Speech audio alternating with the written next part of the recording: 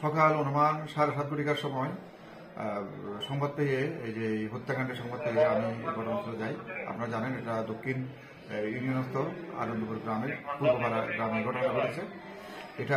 এটা সংবাদ পাওয়ার পরে আমি আমার ফোর্স সহ ওখানে যাই। যাওয়ার পরে আমি লাশের যে কার্যক্রম যেটা আমরা এটা পরীক্ষা করছি, পরে যে আমাদের সন্দেহভাজন যারা ছিল তাদেরকে জিজ্ঞাসা করছি।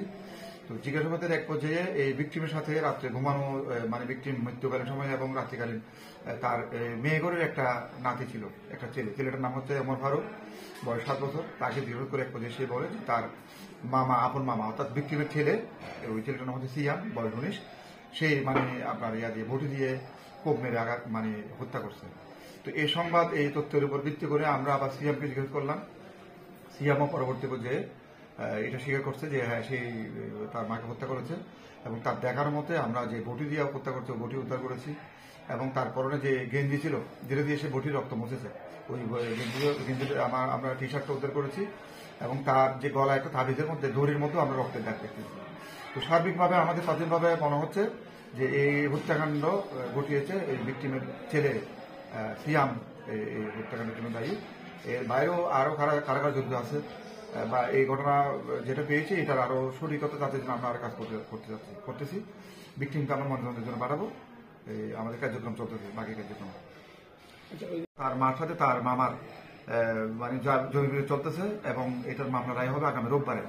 তো তারা বলতেছে যে ছেলেটা আসামি প্রথমে বলতে সকালে যে আমার মাকে তারাই হত্যা করেছে, মানে মামা বিদেশে, মামি আছে, তাদের লোক দ্বারা হত্যা করা হয়েছে।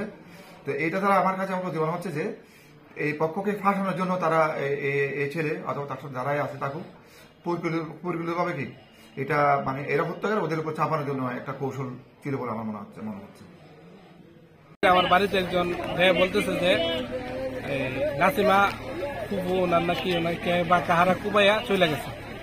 তখন আমি তাৎক্ষণিক আইসা দেখি এখানে রক্ত মাখা কাপড়গুলা পরে রয়েছে এবং ওনার রক্তগুলা সবগুলা জমাট হয়ে বেঁধে আছে। তখন আমরা এখানে আমি আইসা অনেক লোক গ্রামের ময়মুরবি যারা আছে তাদেরকে ডেকে আনি আমরা তাৎক্ষণিক কে বা কার এই কাজ করছে আমরা তখন উদ্ঘাটন করতে পারিনি। তবে আমরা অনেক চেষ্টা করেছি। তারপরে আমি নিজে থানায় ফোন করলাম, ওসি সাহেবকে ফোন করে বললাম যে স্যার এই ব্যাপার। তখন এরা আসলো, আইসা এরা অনেকক্ষণ যাবৎ এটা নিয়ে অনেক কিছু করতেছে। সকাল 6:05 ওনার হাজব্যান্ড মিজান মোল্লা উনি ঘর থেকে বের হয়ে গেছে, আর 6টার পরে 5 মিনিটের পরে ওনার ছেলে এই ঘটনাটা ঘটাইছে। ওনার নাতি যে আছে, ওনার নাতি সাক্ষী দিচ্ছে যে আমার মামা আমার নানুকে কিভাবে হত্যা করছে।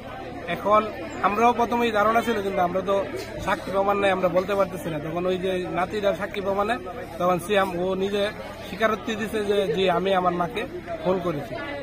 কিভাবে খুন করছো যে ওই যে গুড়ি যে কুটে আমাদের গ্রামের ঐতিহ্য যে গাইল এবং সেহাইট দিয়া প্রথম আঘাত করে তারপরে দা দিয়ে ওনার মাকে সে নাক বরাবর এখানে এখানে দা দিয়ে আঘাত করার পরে সে মৃত্যু নিশ্চিত করে তখন সে ওয়াশরুমে গিয়ে দাটা ধুয়ে ফেলে এবং আমি আসার পরে সে তার পরনের যে গেঞ্জিটা ছিল এটা সে খুলে ফেলছে।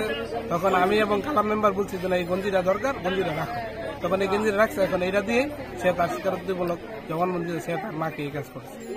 একটা ছেলের একটা মা ফালতু কত কষ্ট কত করছে, হাওনে পিন্ধনে বুড়ে গুছলে লগে রাহুডি ফুলা যদি প্রতিবদ্ধ হয়ে যাবে অন্য যদি যাইও তাহে মা গিয়ে গিয়ে বিচারে আনছে। মা হি জানছে মারে যেন এমন কাম করবো লাস্ট পর্যন্ত, আজ 19 বছর চলে হে তোলে এরা পর্যন্ত তো বেড়ি বেড়িলে হে লগে তো হে ছেলেটার লগে তো মা তো রাকালি করছে যে গেছে বিচারে গিয়ে আনছে। ও তো হে ওই কোথাছে ঘুরি কুটি দিয়ে সাহায্য হে বাড়ি দিছে হে ইয়া করছে। তাহলে এই কথাটা আর অন্য করে লাগবো। বেড়ির ফুটো তো কোথাছে আবার শরীরে গঞ্জিও মিলা গেছে, দাও আইনা দেখাইছে, দাও নিয়ে ওয়াশের মধ্যে